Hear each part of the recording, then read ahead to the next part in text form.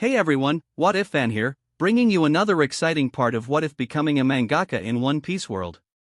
You can find the fanfic title and the original author's name on my Patreon page. Make sure to check it out and show them some love. If you enjoy the video, don't forget to like, subscribe, and ring that notification bell so you never miss an upload.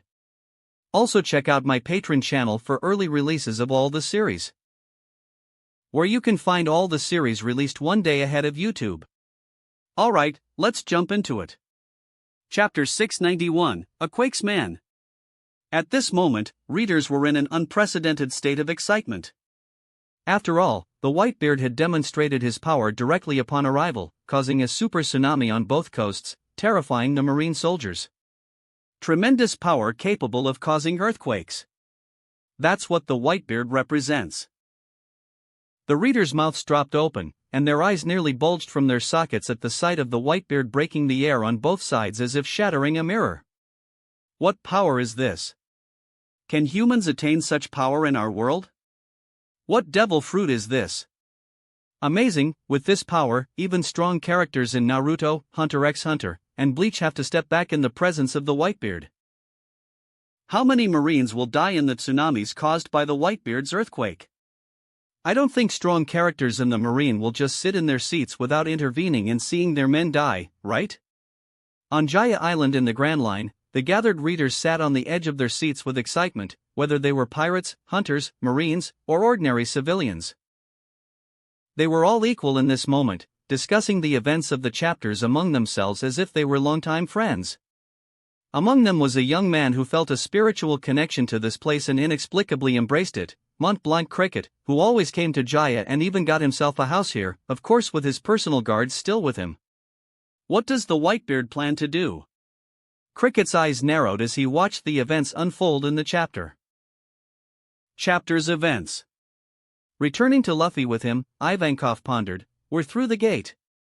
Now then, my concern is whether your and Ace's father is going to show up here or not." "Mine and Ace's?" Luffy questioned in surprise upon hearing that. This prompted Ivankov to whisper softly in Luffy's ear, "Well, I hardly think Dragon would do nothing when Ace, his own son, is about to be executed."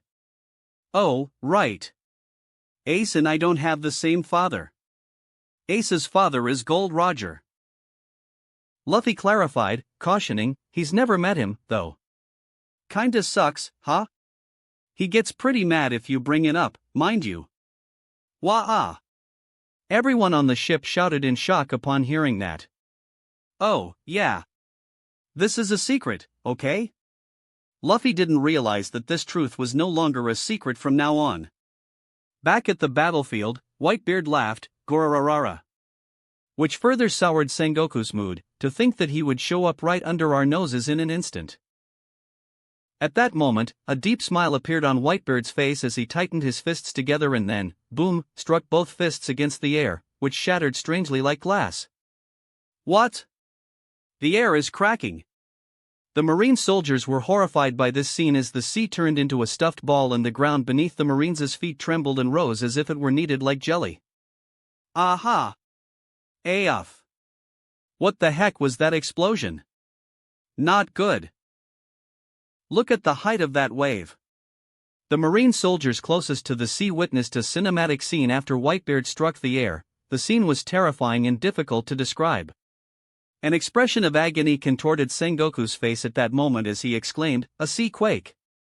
In the Sorbet Kingdom, the general mood was calm at this moment as the display of power by Whitebeard left readers unable to express their feelings in words. Ivankov looked at Dragon and whispered quietly, "It seems my counterpart was seriously thinking that Ace is your son. Anyone in your situation would have thought the same." "Well, Luffy finally cleared up the mystery for you in the end," Dragon nodded in response.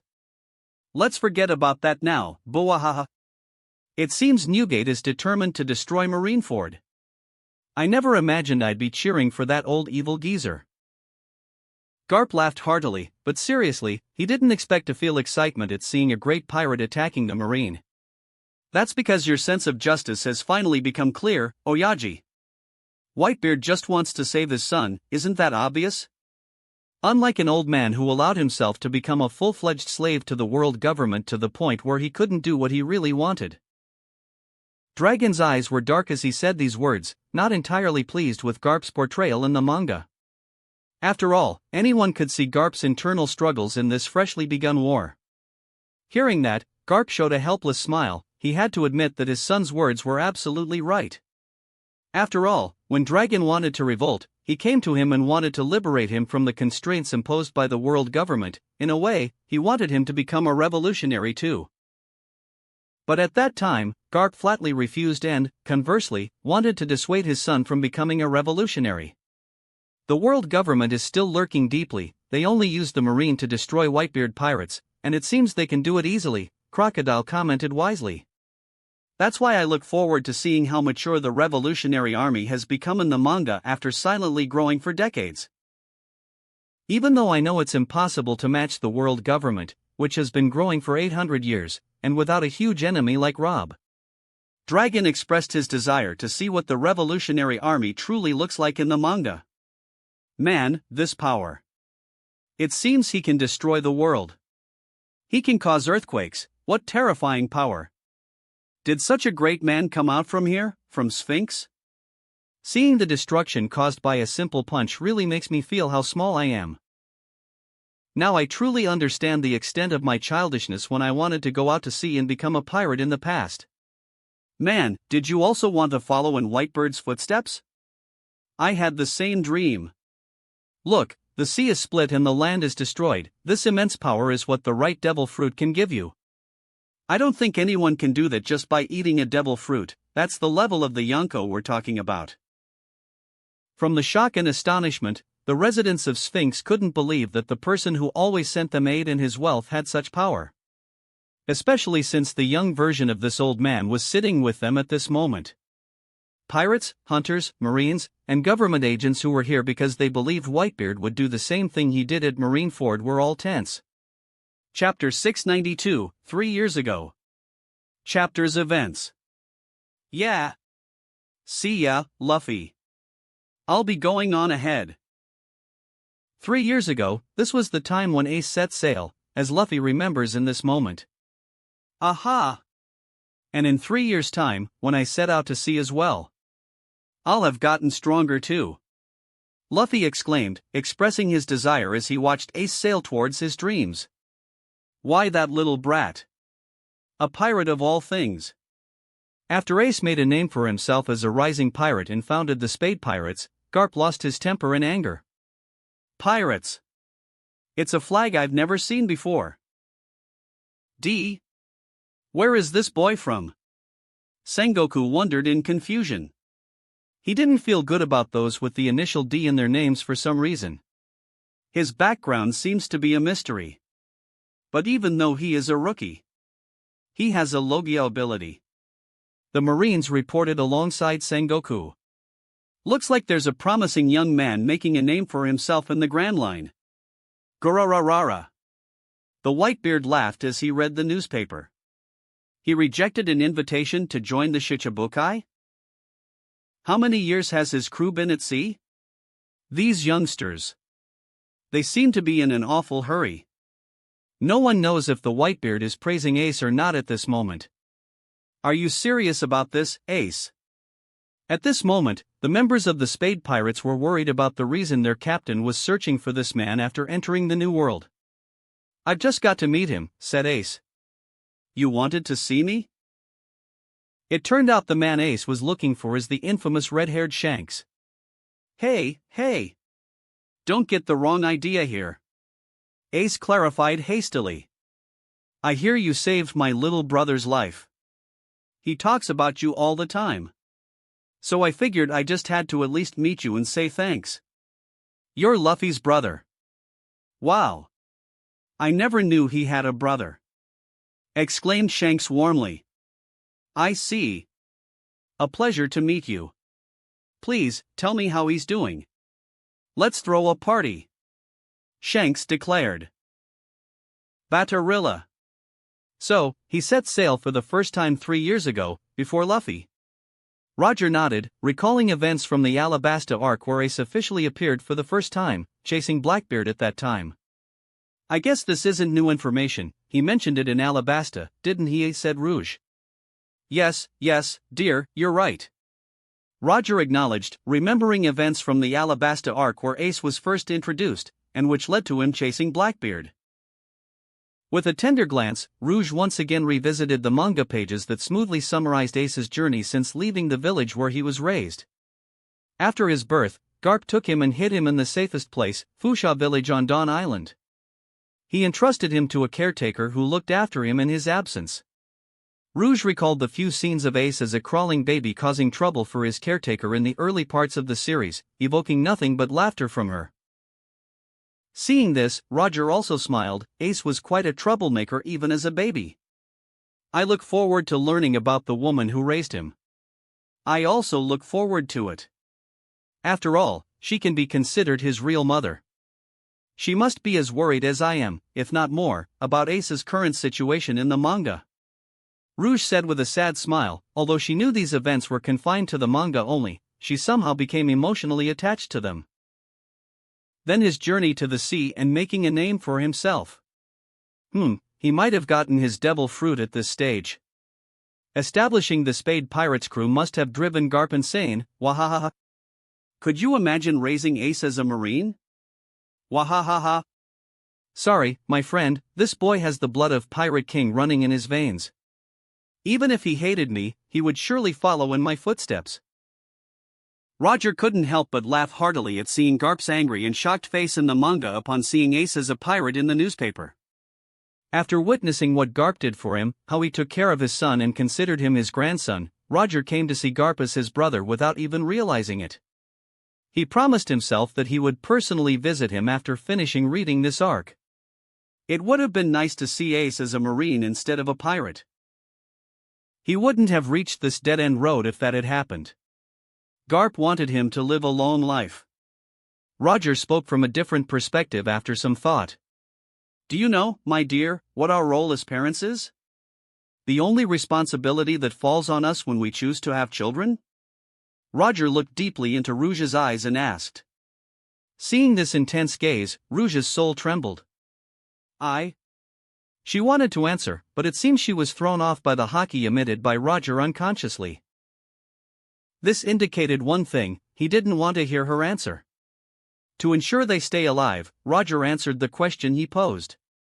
You sacrificed your life for him to live, you fulfilled the responsibility perfectly, and you proved that you are the best mother Ace could have. At the art store, Batarilla. Oh, Ace came looking for me. Shank's eyes sparkled with joy as he witnessed the heartwarming interaction between Ace and his counterpart in the manga.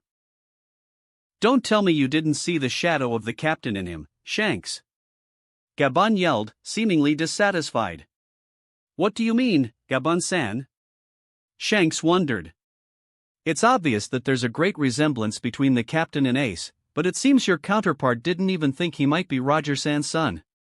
Otherwise, he would have either recruited him into his crew or at least declared his protection for him, considering your counterpart is a very powerful Yonko. Gabon explained, prompting the rest of the crew to ponder this perspective. That's true. Suppose Shanks already knew that Ace was the captain's son, or he wouldn't have gone to Whitebeard to warn him not to let Ace chase after Blackbeard any further, Rayleigh added this time. So does this mean that the red-haired pirates might also intervene in this war to save Ace? Shanks wondered. Buggy-sama, who has been hiding his great power for a long time, is already there. No need for you and your crew. The moment my counterpart enters the war, it will end already. Just watch, ahahaha. Buggy laughed mockingly as he said that. Everyone looked at Buggy expressionlessly for a moment, then they resumed discussing the possibility of the red-haired pirates joining the war, which was more intriguing than Buggy and his company joining. What? Are you looking at my counterpart with disdain? The hell? Just wait, you scoundrels, my counterpart will steal all the spotlight and glory in this war, humph. Buggy erupted in anger at that moment. Chapter 693, Ace and Whitebeard. Fishman Island. People of the Fishman race from all corners of the island to secure their seats at the art store and ensure getting the latest volume faster than anyone else. Smiles can be seen on the faces of random individuals of various ages as they flip through manga pages with gleaming eyes. Occasionally, those smiles turn into somber expressions, indicating their immersion into the volume's events and complete forgetfulness of their actual reality. One of them was the young Jimbei, who had recently gained great respect from people because he represented the fishman community the best in the manga's world. Jimbei's eyes smoothly transitioned from one speech bubble to another after carefully examining each scene. At this moment, Jimbei became excited as the small flashback illustrating Ace's journey when he first set sail into the sea showed Jimbei and Ace's first encounter. So, the first meeting was in a battle that lasted for 5 days, and it ended in a draw. Jimbei wondered. Chapter's events. Big guy. I want to meet the man known as Whitebeard, Ace said calmly, standing before a fishman, who happened to be Jimbei. A boy like you might be an assassin. I cannot allow you to see him. Jimbei declared firmly, then added, I may not be a member of the Whitebeard pirates, but I owe them a debt. I will face you myself. Ace, that guy, that's Jimbei. Ace's crew recognized one of the Shichibukai members. After a fierce battle between Ace and Jimbei. It's been 5 days and they're still at it. You're gonna kill yourselves at this rate. Ace. Gorarara. So you still stand. Whitebeard marveled at the determination of this young boy. This is no place for you to die, boy. If you still have it in your heart to fight, take my name upon your back, and rage across the seas to your heart's content. Whitebeard expressed his desire to recruit Ace into his crew, extending his hand and saying, Become a son of mine. Ace's eyes widened at hearing that, and he shouted angrily, Don't screw with me. Batarilla. Wahahaha. Roger's laughter echoed through the forest, causing sensitive animals like deer and rabbits to flee. Newgate truly has thick skin. Thick enough not to be embarrassed in such a situation. But I wonder if it's thick enough to protect you from my sword, Newgate. Rouge blinked her eyes repeatedly, unsure if she was just seeing things or if Roger truly showed devilish shadow behind him at that moment. Roger! Calm down. Why are you so angry? Rouge asked, puzzled. How can I not be angry when this insolent man is stealing my child from me? He wants my son to bear his name? That is unforgivable. He has already adopted him, and it's over. This is just a flashback explaining how it happened. Rouge explained calmly. Roger halted his childish tantrum and continued reading the events that had angered him for some reason. His smile grew wider and wider as he saw Ace repeatedly attempting to assassinate Newgate, each time in a different way. Unfortunately, he fails every time. Well, it's not like you're going to succeed in assassinating that old man with the crescent white mustache. Even your true old man couldn't do something like this. BFT. Ha ha ha. Seeing Roger's reaction to the manga, Rouge stifled a muted laugh, then burst into loud laughter. Roger smiled when he finally saw his wife laugh, seeming to indicate that his performance had succeeded. As it turned out, his previous anger and cursing towards Whitebeard were just acts aimed at making Rouge laugh. Why do all of you call him your old man, anyway? Ace sensed Marco's arrival, who came to offer him food, and asked this question. Because he calls us his sons. The world hates us for what we are, you know. A gentle smile appeared on Marco's face as he expressed his feelings freely and without any restraints. It makes us happy. Even if it's just a word. Upon hearing that, Ace held back his tears to avoid crying.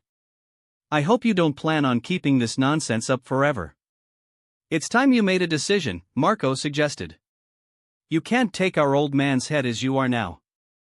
So either you leave this ship for now, or you stay, and bear Whitebeard's mark. Gorararara. I see. That is a surprise. I see. Yes. You're not much like him in personality. At this moment, Whitebeard showed his surprise when Ace told him about his biological father. He was your enemy, wasn't he? Aren't you going to throw me out? Ace wondered at Whitebeard's somewhat simple reaction. When you said you had something important to tell me, I wondered what on earth it might be. But then you come out with a little thing like this. It doesn't matter who brought you into this world. All humans are sons and daughters of the sea. Garararara. That was Whitebird's response when he confirmed that Ace was Roger's son. Sphinx Island. Marco. My son. At this moment, no one noticed the tear that fell from the smiling Whitebeard's eye as he hid his emotions well. Sorry, I couldn't control my emotions. I think something got into my eyes. Ah, damn it. There's a bad smell that made my eyes tear up. Is it the smell of your feet, Vista? I suffer from the same thing, sniff. No, it's the stench of your feet, you're disgusting. Like Whitebeard, his sons, such as Marco, Vista, Jozu, and the others, couldn't hold back either. Marco's words in the manga, which revealed their true essence, made them cry. Feeling embarrassed, they foolishly justified their tears. It's true, because the world hates them, because Whitebeard, Edward Newgate, acknowledged them as his sons and gave them the family they never dreamed of. That's why they became what they are now. Gorarara. Seeing this scene, Whitebeard couldn't help but laugh. I really have a bunch of foolish sons. But how could I live without you, my sons? Ace, he's the son of the sea I took under my name. Each one of you is like Ace. Most of you initially refused to become my son and rebelled, but after a while, you became what you are today, my sons. Stussy wiped tears from her lover's smiling face, whispering tearfully herself. Don't forget, you have a biological son too. Chapter 694, The War is Beginning, Attack. Holy Land, Marigoa. In the Hall of Authority, the five elders watched the war events in the manga with serene expressions. Whitebeard's arrival in his flamboyant manner, and the small flashback of Ace, didn't even change their facial expressions. Whitebeard is so sentimental. It seems he lived his childhood without a family. At this moment, Marcus Mars spoke with a hint of disdain in his voice towards Whitebeard. He gathers scoundrels around him and gives them his protection. Look, this is how a traitor finally cleanses among the sons. This teaches truly something. The flashback was still ongoing, seeing Whitebeard's calm and somewhat indifferent reaction after the death of one of his alleged sons by another of his sons made a Hanparan v. Nashiro laugh coldly at Whitebeard's foolishness in handling this crucial situation that was the beginning of the end for him. Who is currently leading the second division among the Whitebeard pirates? Saint Warcury wondered. Wasn't that samurai from Wano? What was his name again? Kazuki Oden. Kazuki Oden is no longer a pirate now, he has taken responsibility for Wano and has become the new shogun already. Saint Nashiro clarified, who was more interested in Wano affairs. Although Wano is no longer isolated from the world as it used to be in the past thanks to the art store, the Global Maritime Transportation Company, and the World Forum, it still hasn't fully opened up yet, and the reason is due to its rugged terrain. Let's leave Kazuki Oden and Wano for now, shall we? What do you think? Why don't we bet? How long will Edward Newgate and Roger's son last in this war? A smile appeared on Saint Nashiro's face, who enjoyed gambling as the warrior god of finance. Maybe 10 days? Saint Jupiter suggested. 10 days? That's too long for a war that could be highly tactical. I believe it will end in 1 day. Saint Saturn stated his opinion. Whitebeard is still a force to be reckoned with us, so let's assume he'll last 5 days facing the admirals in Sengoku. If Garp intervenes, he'll last 1 more day. Marcus Mars expressed his opinion. You've given him more credit than he deserves. As an old man on the brink of death, Akainu will be more than enough to deal with him. I assume he'll be done within half a day. I bet 1/4 of my fortune on it. The eyes of the rest of the Gorosei widened at the sight of Nashiro betting 1/4 of his fortune. It seems that this cunning fox who loves money wants to play his tricks on them again. I'll bet. I accept your bet as well. You're betting 1/4 of your fortune on that Magma Logia user? Were his results in the Admiral test at that time really good? Well, Whitebeard is still Edward Newgate after all. I'll bet with you too.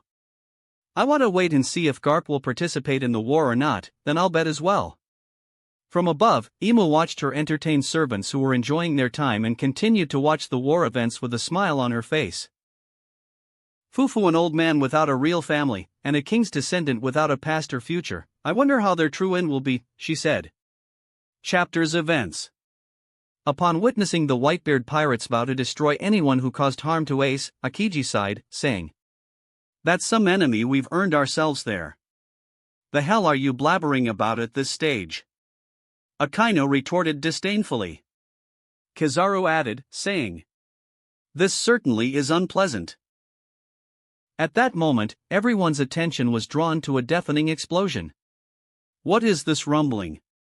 Moria wondered. "Here it comes." The seaquake that he caused just now is coming back as a full-fledged tsunami, Garp said with grim expressions. Then he elucidated the source of Whitebeard's power. Edward Whitebeard Newgate, user of the Gura Gura no Mi, an earthquake man. Ah! Look, it's a tsunami. It's huge. Marines entered into a panic when they saw the horrifying size of the tsunami heading towards Marineford. "We may have the greatest force, but we must not take this opponent lightly. It may well be us who will meet our end here today." "For that man," Sengoku took a deep breath and declared loudly, "has the power to destroy the very world. The war is beginning." Ataak.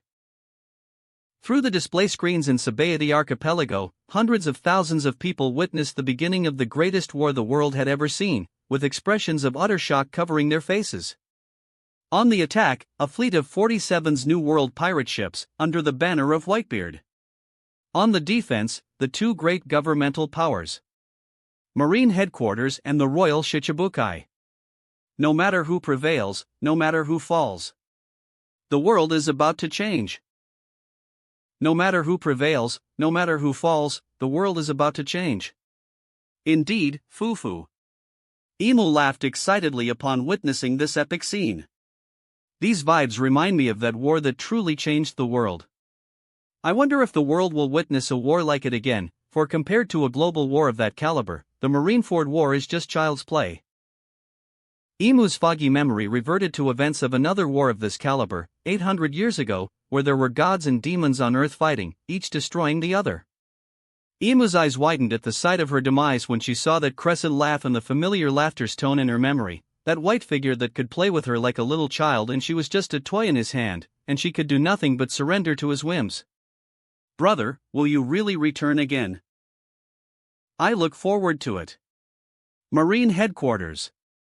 The war has begun. It's truly embarrassing to see my counterpart praising the power of Whitebeard like this. Sengoku's face reddened with embarrassment, but he quickly regained his composure and regained his dignity as Fleet Admiral.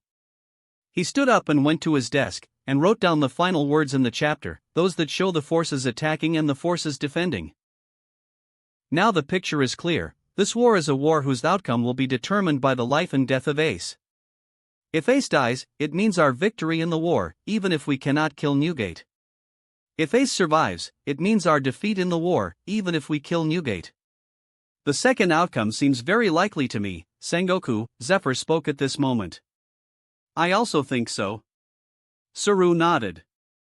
Although she was the great staff officer, she did not want to see Ace die. Port Gas D. Rouge's sacrifice to safely give birth to Ace had greatly affected her. She never wanted to see him die, not just her, but all the women in the world who were currently reading the manga, regardless of their backgrounds and orientations, were fully sympathetic to Rouge and therefore to Ace. I think my counterpart will ensure the execution is completed perfectly, so it is likely the war will end in our favor. Killing Whitebeard will be an additional reward. Like the expectations of Zifu, Crane, and Vice Admirals present like Mangaka, Doberman, and others, Sakazuki had more faith in his future counterpart. How will Whitebeard sink Marineford with me there? I don't see a possibility for that, so relax. Kuzan sighed a cold air's breath as he said this.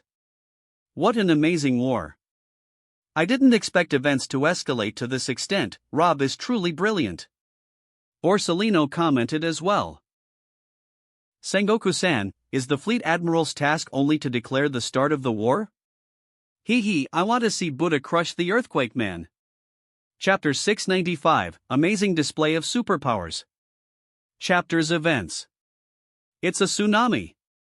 At this moment, the Marineford was trapped from both sides by the tsunami. What incredible power! Truly, this is the monster of legend. Fa-fa-foo. Due to the overwhelming excitement, Doflamingo laughed fiercely in the face of the colossal tsunami. AOF. Unlike Doflamingo, rookie marine soldiers like Django and Fullbody screamed in terror.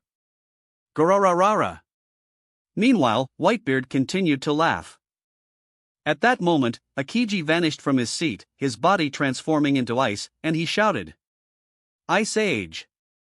Ice surged from him as a center, freezing two massive icy mountains to halt the tsunami waves, then traversed the sea to completely freeze the Marineford Bay. Akiji! You little tyke! Seeing this, Whitebeard grinned fiercely. Ah! It stopped. The marine soldiers breathed a sigh of relief as the danger vanished. Immediately after freezing the ferocious waves, Akiji attacked Whitebeard. Partisan. Several sharp ice spears launched towards Whitebeard. Whitebeard, in turn, shattered the air beside him, smashing the ice spears and thwarting Akiji's attack. Oh, my! The assault from Whitebeard didn't stop there. He swiftly reached Akiji and shattered him like an ice statue. Akiji fell onto the frozen sea and reformed into a human form once again. Marineford. The Marines read the manga pages with bated breath at this moment. This was a war between the Whitebeard pirates, bringing most of their power and allies, and the Marine headquarters with all its forces, along with a new force that hadn't existed in this era, or so it seemed, thwarted at its inception. The Royal Shichibukai.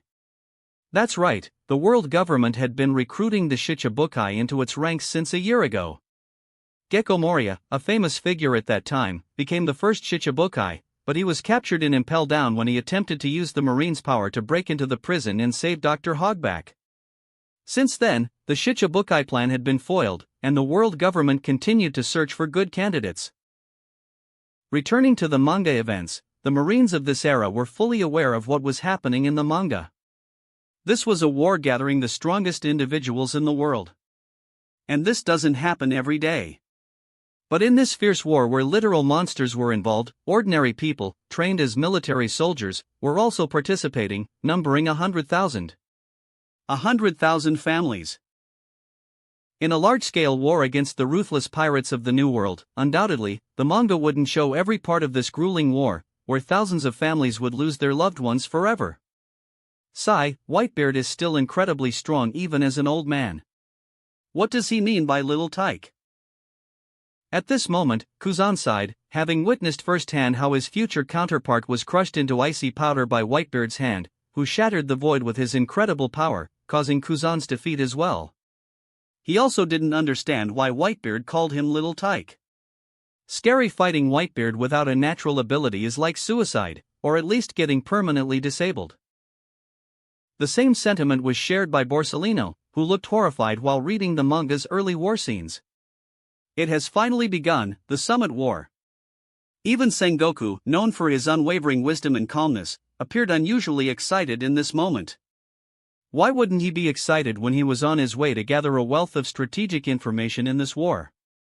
Information that would be a great guiding light in future wars the Marine might engage in.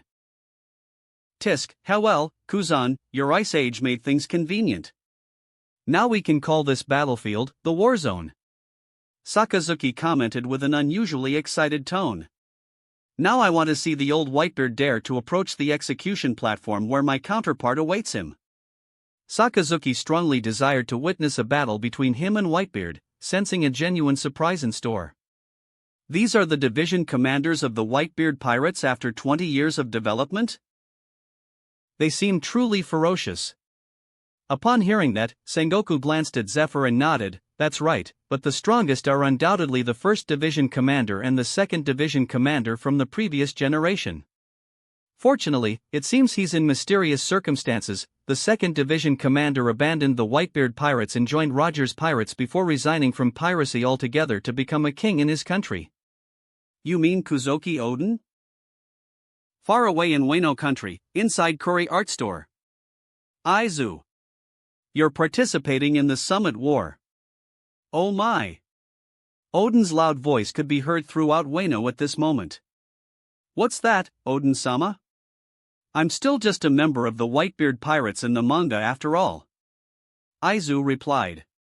It seems you've completely forgotten Wano and your eternal duty to serve Odin-sama and pursued your own desires in the outside world. How shameful, how disgraceful de Gozaru. Kinemon mocked Aizu. This is unreasonable, Kinsan. Why do you say that? I don't believe my counterpart would abandon Wano without reason, or he wouldn't be the first to secretly go with Odin-san on his journey with the Whitebeard pirates in the first place. Aizu felt angry at Kinemon. I don't believe Aizu in the manga would abandon Wano either, he must have his reasons. Well, your participation in the Summit War should be a source of pride for you, don't mind Kinemon. Odin reassured Aizu with his kind words. Yes, Aniki's the best. Kikunajo exclaimed enthusiastically, always a supporter of her elder brother. Ohara!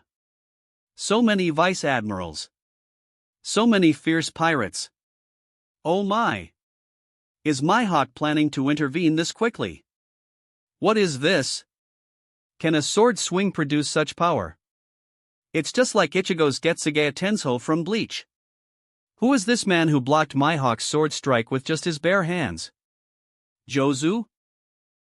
His body turned into diamond, oh my god. This is terrifying. There's such a powerful man in the Whitebeard pirates already. Look! Kizaru has entered the war too. Does he want to attack Whitebeard? What's his plan? Oh, unbelievable. He has been countered, by who? What is this blue flame surrounding him? Are those wings? At this stage, readers in Ohara were driven mad by the sheer amount of shocking events and the amazing display of superpowers in various shapes and colors. Everyone's eyes were gleaming. Chapter 696, Marco the Phoenix, and Diamond Jozu. Jozu, Marco. I feel immense pride as I see you standing proudly in a battlefield like this. On Sphinx Island, the Whitebeard was deeply moved as he witnessed the solidarity and unity displayed by his sons at the start of the Summit War. But seeing the grim expression on Ace's face is extremely disheartening. He must be blaming himself for what's happening. He'll blame himself even more as the war progresses. That's true, Oyaji. With each image he presents, all I see is despair and frustration. I don't know when things will improve for him, Marco replied. Wouldn't this situation worsen when he sees his brother Luffy's arrival? And Luffy, in turn, has no intention of giving up unless he's freed from the execution platform. Stussy pointed out an additional point. Yes, that's true.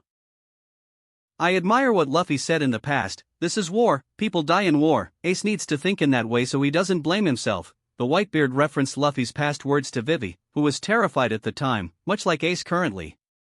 Do you want to know the distance between you and Oyaji with this level of strength only, Mihawk?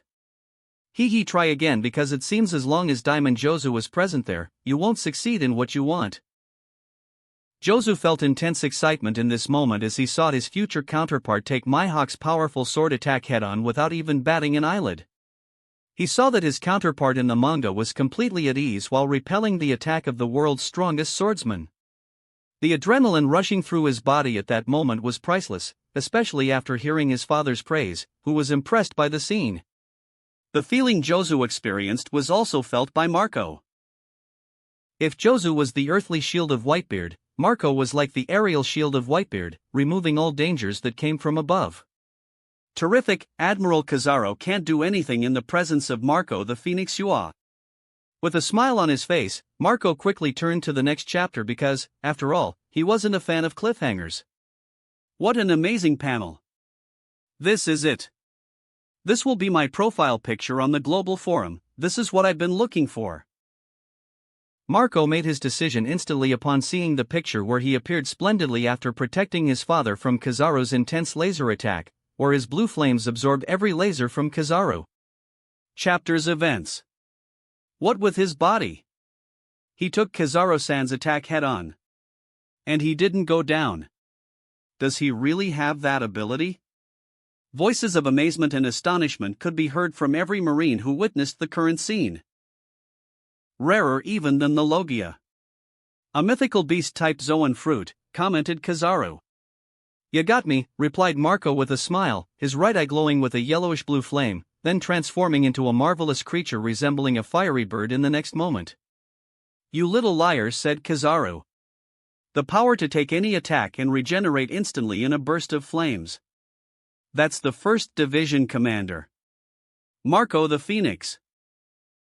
Marco launched himself in his phoenix form towards Kizaru like an arrow shot from its bow. Can't say I've ever seen a bird quite like that, sarcastically commented Kizaru, then he fired dozens of laser shots at Marco, who skillfully deflected them, as they had no effect on his healing blue flames. After that, Marco reached Kizaru and kicked him, but Kizaru countered with his arm. Pretty effective, I'd say, said Kizaru. You liar, replied Marco. As soon as he said that, Kizaru was sent flying like a rocket towards the ground. Kizaru S.A. Before the Marine soldier could finish his sentence, Kizaru stopped as if nothing had happened, then sensing something, he quickly gave his orders. Giant unit. Watch out for aerial attacks. Yes, sir. Hearing that, the 7 giants obediently withdrew their weapons. Huge enemies approaching. The giant unit's warning caught the attention of the pirates who were slaughtering ordinary Marine soldiers. Fall back, all of you. At that moment, a voice from behind urged them to retreat quickly. Veins bulged on Josu's arms as he tried to grasp the edge of an icy mountain. Josu. That strength is outrageous. Ha ha ha. As the icy mountain continued to tear from the frozen sea, Josu shouted louder and louder, eventually managing to pull and throw it onto the Marine ford with all his might. It's a great chunk of ice dash. That thing's too huge dash. The Marines' mouths opened wide in shock. Let's see you stop this dash. Terrific. Absolutely amazing. The Whitebeard pirates are terrifying. Is that mythical creature the Phoenix?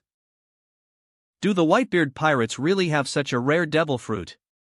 I only thought that the Hunters Guild had such creatures, like Alvia's Ice Phoenix and Belmir's Golden Crow and Enel's Thunderbird.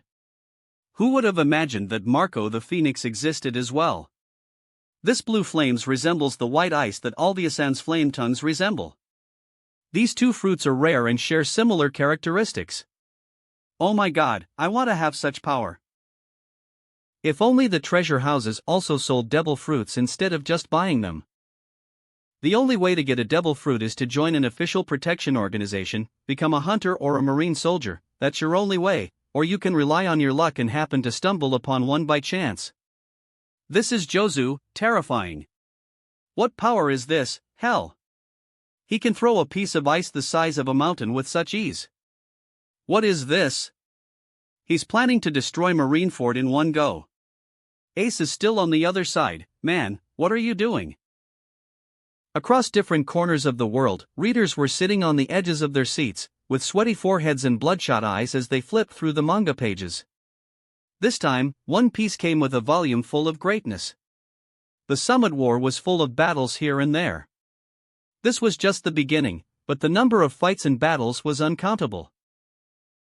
Among the Whitebeard pirates, besides Whitebeard himself, Edward Newgate, 2 individuals stood out, Marco the Phoenix and Diamond Josu, who were like disasters walking through the battlefield and causing a lot of damage, forcing the admirals to intervene from their comfortable seats. In the Sorbet Kingdom, rebels were supporting the Whitebeard pirates in the Summit War. These men are strong. The Whitebeard pirates have truly dependable sons. I know Marco and Josu. They are interesting young men. There are still others stronger. In recent years, Kazuki Oden joined them, who is also considered one of the upper forces. Unfortunately, he's not present in the Summit War, commented Garp. The Whitebeard pirates' sons will cause a lot of damage to the Marines, but that's it. In the end, they might experience disappointments fleeing from the battlefield. Upon hearing that, Garp, Kuma, Crocodile, and the rest looked sideways at Dragon, who wasn't confident in the strength of the Whitebeard pirates. Chapter 697, Admiral Akainu. Chapter's events. Honestly, if we all join the battle, who is going to protect this place? As a massive chunk of ice fell towards them, Admiral Akainu finally stopped. His right arm started dripping with scorching volcanic magma, resembling a volcano on the verge of eruption. Akainu-san! Marines shouted in astonishment at the sight of this admiral entering battlefield. Daifunka! A massive fist of magma shot towards the huge chunk of ice, leaving a trail of volcanic magma behind it. In an instant, the ice began to evaporate, forming a large fog that quickly engulfed it until nothing remained of the ice but the mist. That massive piece of ice. Gone without a trace. It evaporated. What remained of the solidified volcanic magma began to rain down on the pirates below. Volcanic rocks. Ag. We can't stop them all. One of the ships is down. This scene was reflected on the screens in the Sabaody archipelago, where volcanic rocks were falling on the pirates and destroying everything in the horizon, leaving the viewers in shock. It's like witnessing the end of the world. Back on the battlefield, Whitebeard caught a falling volcanic rock using his weapon. These flames seem a little excessive. He smiled and blew on it, extinguishing it. Go put your skills to work on a birthday cake, Magma Boy. Whitebeard said mockingly, referring to Akainu. Foo. Do you not approve of gaudy funerals, Whitebeard? Akainu replied. At the Marine headquarters, the eyes of the readers who reached this scene in the manga widened. The lower-ranked soldiers tried to suppress their laughter so as not to offend the violent admiral. But in the fleet admiral's office, where Marine leaders gathered, the atmosphere was different. Considering the age and experience gap between him and Whitebeard, Sakazuki tried at this moment to maintain composure and not feel too embarrassed. But the strange looks from the fleet admiral and others made his sharp mood explode. BFT. Ha. Whitebeard is quite mocking. I didn't expect him to have such a mood at the end of his life. Does he seriously think Sakazuki's magma can only light birthday cake candles? Ha. Don't take me too lightly, Sakazuki, but this scene is truly funny, laughed Borsellino. Arara, it seems Whitebeard doesn't appreciate you much, Sakazuki, added Kuzan. Humph. Well, he won't be in the mood for jokes after a few chapters. Sakazuki was certain of that as he turned the pages. This was just the first move of his counterpart, causing all this damage. When he becomes serious, things will become more thrilling. He will eliminate all the pirates. I believe in him. Sakazuki muttered these words to himself while following the images and scenes in that particular chapter. What's this? Suddenly, everyone's eyes widened as they saw a somewhat familiar giant figure. Little Ors Jr. Who's that? Seriously, is this ancient giant still around? Is he under Whitebeard's supervision? On Sphinx Island, for a moment, people next to the art store thought the sun had vanished for an inexplicable reason. But its light was merely blocked by an extremely giant shape passing by, accompanied by dozens of humans. As Little Ors Jr. approached the boundary of the art store, his massive body magically shrunk to normal human size. This was one of the legendary features of the miraculous art store, where even the blind could regain their sight, and giants could shrink to human size smoothly, allowing intelligent small creatures to enjoy the same treatment. Every time I see this sight, I feel speechless like the first time I saw it. That's right, man, same here. Weird, this store is miraculous. I can't wrap my head around this technology. Go on, follow Captain Ors, enough of the chit-chat. Most of the affiliated crews have already arrived, we are very late. Whitebeard contacted us for a meeting here. Ors Jr.'s crew, under Whitebeard, hurried into the art store amidst the stunned residents of Sphinx, who finally understood the reason for the earlier disappearance of the sun, caused by the giant mountain-like beast that had blocked it before. Gurararara. Indeed, these little flames can only light birthday cake candles. Does he think his magma is hot enough to make me sweat? Whitebeard's laughter coincided with the mocking scene in the manga, creating a strange picture. The young Whitebeard was currently enjoying the summit war. Why does he seem so arrogant in front of my father? Akainu is too haughty, just an admiral who doesn't know what's good for him. Jozu felt a bit frustrated seeing Akainu destroy his impressive display of strength and vaporize the huge ice chunk, which undoubtedly took his counterpart a lot of effort to throw at Marineford. He's really arrogant, he gives me a feeling of oppression just by looking at him through the manga. Is this Admiral Akainu? A red dog. Seems like the name fits. The dog description suits a great force working for the world government. Oh, this is Little Oars Jr. He appeared in the manga? Does he consider Ace his brother? Ace must have been very kind to him to earn this high regard from Little Oars. Whitebeard smiled at seeing this scene, quickly forgetting about the marine dog named Akainu. Oyaji, are you talking about me? At that moment, Little Oars Jr. and those with him arrived where the Whitebeard group was gathered. Oh, you finally arrived, Oars? Come, take a seat, you've arrived just in time to witness an entertaining show. People will know that the descendant of Kunihiki Oars is still present in this world, Whitebeard said. Chapter 698, Little Oars Jr. In the land of giants, Elbaf country, the giants have long been accustomed to the miraculous feature of the art store that allows them to shrink from their usual size to human size. Inside the art store, the giants who were in regular human size during off-time gathered in numerous clusters. These bastards, calling themselves the giant unit. Do they think they are real warriors? They sold themselves to the world government so easily. Shameful. They are a disgrace to Elbaf, a disgrace to our giant tribe. Seeing what was known as the giant unit in the marine attacking Little Oars Jr. at this moment, the giants who supported the Whitebeard pirates and Ace in the Summit War felt betrayed. They did not expect to see other giants acting contrary to their cause? A few volumes ago, they witnessed what happened with Oimo and Kashiai, who were exploited by the world government. Then they saw how the marine dealt with the giant Saul. All of this made most of them hate the world government and the marine, which was almost devoid of honest men. Since the giants preferred dealing with honest and honorable people, Whitebeard seemed to them like someone worthy of their respect. Of course, Little Oars Jr., an ancient giant, had the same mindset as them. Little Oars Jr. is trying to sacrifice himself to save Ace. I wonder what Ace did to earn the love and respect of an ancient giant, Broggy asked with a gentle smile on his face. He must have done something great in his eyes, Dory replied with the same smile. Indeed, Broggy and Dory, the red ogre and the blue ogre, were in Elbaf at that moment, because despite being legendary hunters, Elbaf was their land where they spent most of their time. Hadrudin looked at his idols excitedly and said, "That's because Ace made him a hat that protected him from rain and snow. Why are you spoiling up events again, you scoundrel?" Chapter's events. What's this? Little Oars Jr. fell to his knees, affected by the Ursus shock unleashed by Bartholomew Kuma, causing his straw hat to fall from his head. At that moment, he remembered the origin of the hat. I learned how to make them in the land of Wano. Try it on. Ace replied with a smile to Oars Jr.'s innocent question. I figured you're pretty close to the sun up there, so? Added Ace. Little Oars Jr. took the huge hat and placed it on his head. His horns didn't affect it because it fit perfectly on his head. Ace failed twice before he managed to make it properly, you know.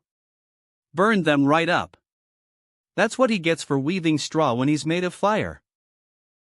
The crew from Ace's division rushed to tell Oars Jr. how Ace succeeded in making the hat after failing twice. Ah! That really cools me down.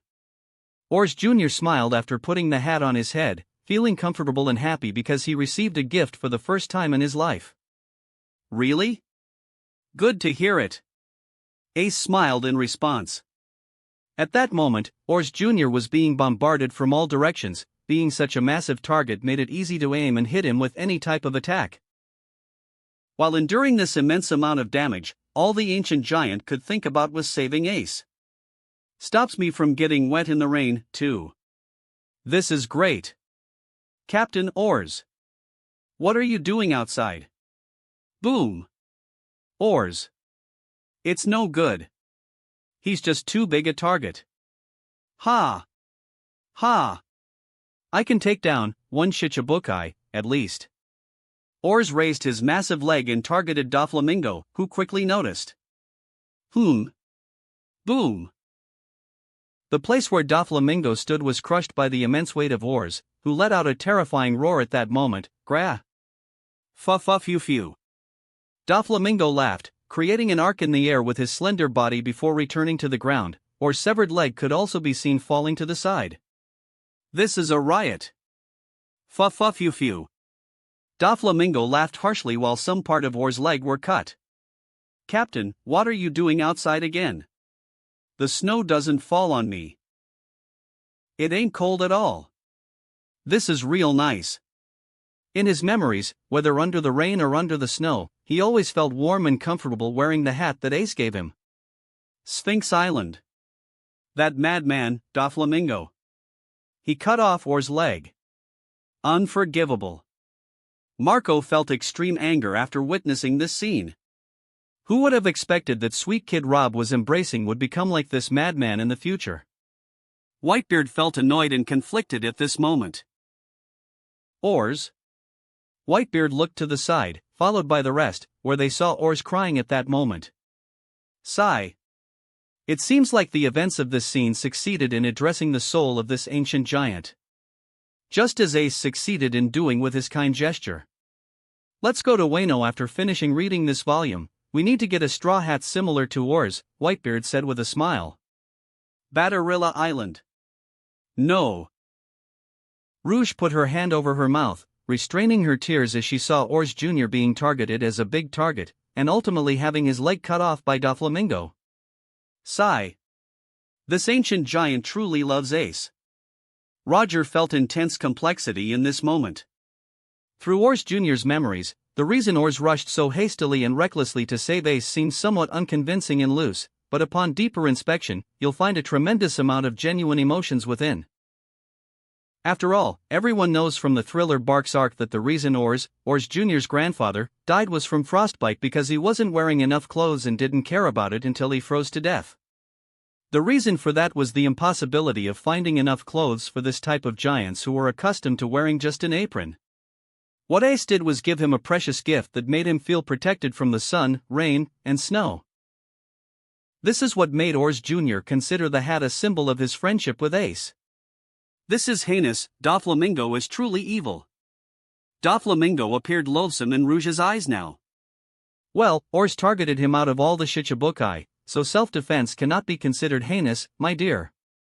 Roger sighed, speaking with regret but logically. Nevertheless. This is the war, my dear. There's no room for emotions here. Ors wants to save Ace because he's his friend. Ors values his friend to the point of sacrificing his life for him, and that's commendable. He'll become a beloved character by readers, that's his reward. But despite his large size, he's still weak. Chapter 699, The Anger of the Whitebeard. Fa-fa-foo. Do I have to sympathize for this big man? Daffy placed his hand on his forehead at that moment, chuckling quietly. He really wanted to show some compassion for Little Ors Jr., but what could he do? Little Ors Jr. was the one who attacked his counterpart in the first place. Daffy glanced at Mihawk and the others, who were looking at him with blank expressions. Why are you looking at me like that? It was self-defense. Rosinante's eyes narrowed. He thought for a moment before saying, "Your counterpart is too cruel, brother. Poor Ors has such a kind heart, he doesn't deserve such an end. Why were you so harsh?" Daffy ignored his brother's comment, instead focusing on the curses from the readers directed at his counterpart. He couldn't help but smile more and more. Fa-fa-foo. This war is truly entertaining. Far from Doflamingo's group, Little Hancock's eyes narrowed with annoyance at Daffy. I didn't expect the counterpart of the big brother Daffy to be such a vile villain in the manga. She commented with irritation. Hearing that, Little Robin widened her eyes in shock. But the older sister Hancock is also evil in the manga. Look how you shattered that poor Marine into stone shards. Little Robin looked incredibly cute in the little maid outfit she wore after months of convincing her father to allow her. In fact, she wasn't the only one wearing cute dresses. Yamato, Hancock, Sonia, and Mari were dressed similarly. Humph, my counterpart is not evil at all, she just hates all men except the man she loves. Hancock replied in a similar manner to her future self. Isn't that a bit harsh? Dad said we shouldn't hate people without reason. Seeing this interesting discussion among the little girls, Alvia and the others shook their heads with a helpless smile. It seems that the next generation of store goddesses will be challenging to deal with. Away from Ohara, in the central prison on Hunter's Island. At this moment, no movement could be detected on the strange island resembling a guild center in a magical world. This is because the clustered hunters were all inside the art store, while the prisoners were inside their cells. Among the prisoners was Gecko Moria, who took advantage of the 10-minute break to get the new One Piece manga volume, causing chaos among the prisoners to get just one copy. Author's note: the volume the prisoners are getting is a human version only and does not have any of the real volume's features from the art store. This Kishishishishi. Moria laughed heartily upon seeing his counterpart still playing a supreme role in the manga. He had lost hope of seeing such scenes after witnessing his counterpart's loss in the manga against Luffy. At that moment, he thought his role was over. But who would have expected my amazing counterpart to return to shine in the Summit War? Kishishishi. Moria's eyes gleamed as he watched his counterpart curse Doflamingo, who had cut off Or's leg and attacked Or's himself, stopping him from reaching Ace in a highly emotional scene. Kayashishishishishi. But for Moria, the scene wasn't sad and emotional, on the contrary, he couldn't be more thrilled. Boom! Ag dash. What an annoying and pitiful bug. Moria didn't realize it until he found his head slammed against the cell wall, where the Golden Lion kicked him with great force. Chapter's events. Oars. Seeing Oars finally fall after being dealt a decisive blow by Doflamingo and Moria, Whitebeard felt extreme sadness and anger. You're wide open there, Whitebeard. You don't have time to grieve for him. At that moment, a certain giant attacked Whitebeard. The giant's huge axe which attacked Whitebeard by shattered after Whitebeard blocked it with his bare hand. Then he grabbed the hood the giant was wearing on his head and effortlessly pulled the giant's body to the ground as if he were pulling a kid. A white whirlpool appeared on the giant's head, causing the steel hood to shatter like gravel with earthquake-like force, along with the giant's head becoming a bloody mess. Vice Admiral Lons. He took out the giant like it was nothing. Marine ensigns froze in horror as they witnessed this scene. Whitebeard was undoubtedly furious. Whitebeard took a deep breath before shouting. Charge in over Orz's body. Hey-aha! On an island far from the battlefield, the ground continued to tremble throughout the day, causing panic among the animals fleeing in all directions. Hey! Hey, wait up, you guys! The old farmer could do nothing to stop them but sigh and say, there sure are a lot of earthquakes today. This power. It's over, this giant won't wake up again. Imagine having a powerful earthquake center in your head. Since his head didn't explode, he's really strong. Man, just imagining that gives me chills. Whitebeard must be really angry. How could he not be angry while witnessing this scene where all his enemies are converging against one of his sons? Well, Orza's sacrifice won't go in vain, at least he opened a path for them to the plaza. I see that. That's true, from this moment on, the war will become much more chaotic than before. Oh my god. I'm boiling with excitement. I didn't expect the Summit War arc to be this magnificent. Nor did I. On Flavance Island in the North Blue, readers were in a state of renewed excitement with every moment. Seeing the destructive anger of Whitebeard made their blood boil.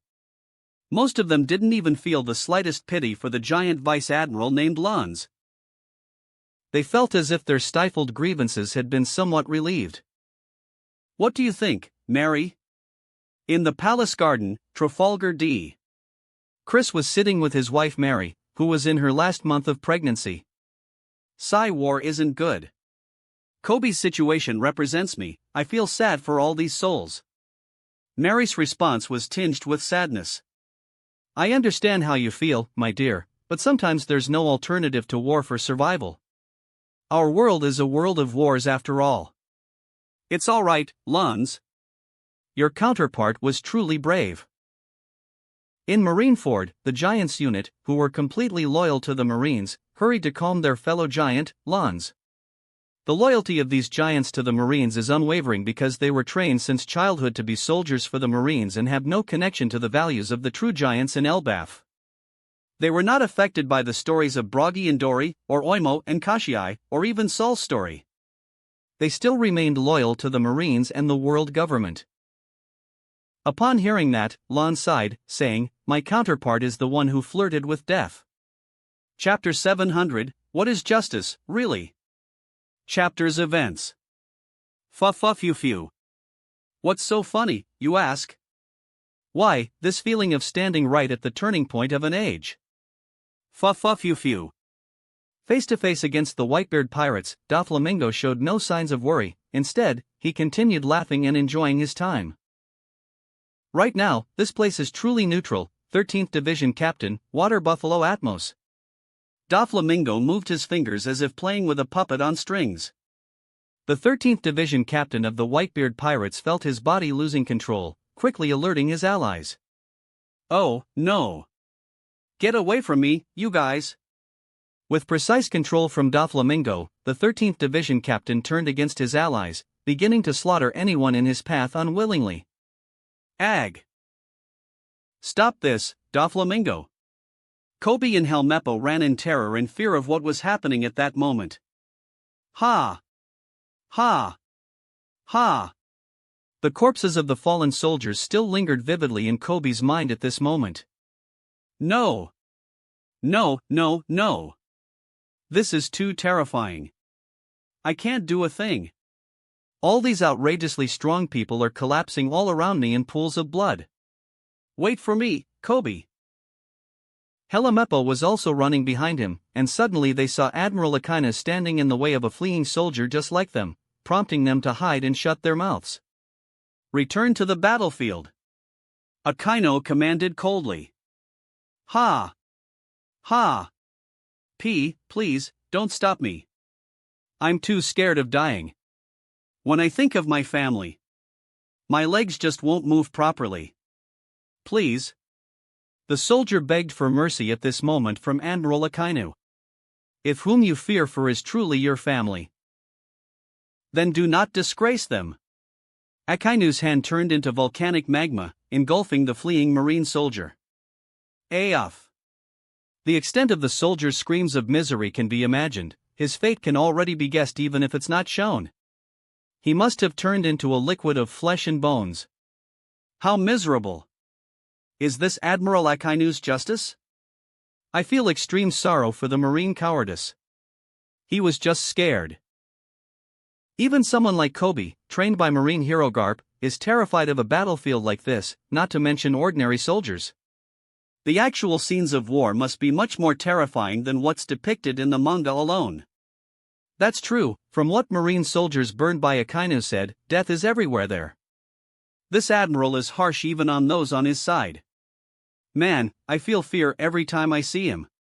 Is this what it means to be a Marine admiral?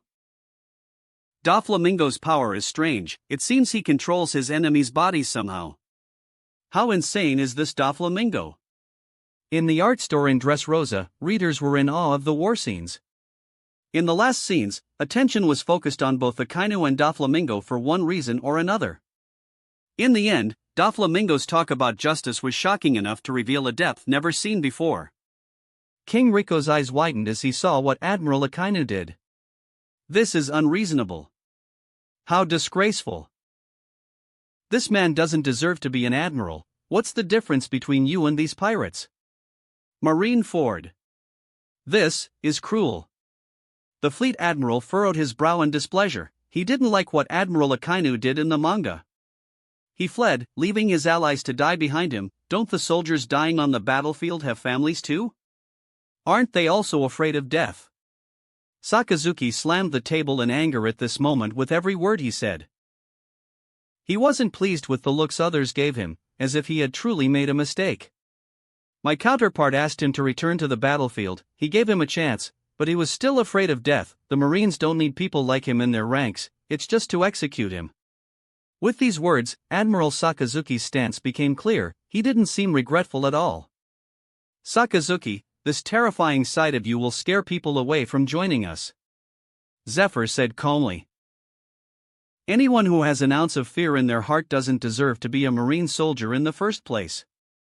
This is a war against pirates, the devil's offspring who have wreaked havoc on our world for thousands of years, causing countless tragedies. Eradicating them is a righteous act for humanity. The manga may portray Whitebeard, who wants to save his son, as a righteous man, but is he truly righteous? How many massacres has Whitebeard committed? How many ordinary people has Whitebeard killed intentionally or unintentionally, to reach where he is now? As Admiral Sakazuki's words echoed, everyone fell silent. His words were true, seeming to soften their stances towards pirates in one way or another.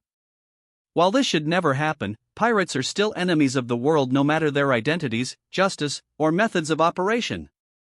But this doesn't change the fact that you acted wrongly. You can't kill a Marine soldier without trial. Sengoku said sternly, essentially warning Sakazuki not to adopt similar stances to his counterpart and secretly kill a Marine soldier in the future. I understand, said Sakazuki. This. Sengoku, Sakazuki, and the others widened their eyes when they saw what Doflamingo said in the manga. They were still debating the nature of evil pirates and the justice of the Marines. They thought they had the right direction, but Doflamingo's words opened another door for them. Get away from me! All of you! Captain Atmos was still slaughtering his allies under Doflamingo's control. Captain Atmos! The Whitebeard pirates didn't quite understand what was happening with Captain Atmos at that moment. Suddenly, Doflamingo caught the attention of the pirates and Marines who were close to him. He was still laughing like a madman. Pirates are evil. The Marines are justice. These labels have been passed around heaven knows how many times. Kids who have never known peace, and kids who have never known war. Their values are too different. Different scenes of children living in war-torn environments and children living in luxury appeared. Whoever stands at the top can define right and wrong as they see fit. Right now, we stand in neutral territory. Justice will prevail? Well, sure it will. Whoever prevails is justice. Jahahaha. I like that, I like that.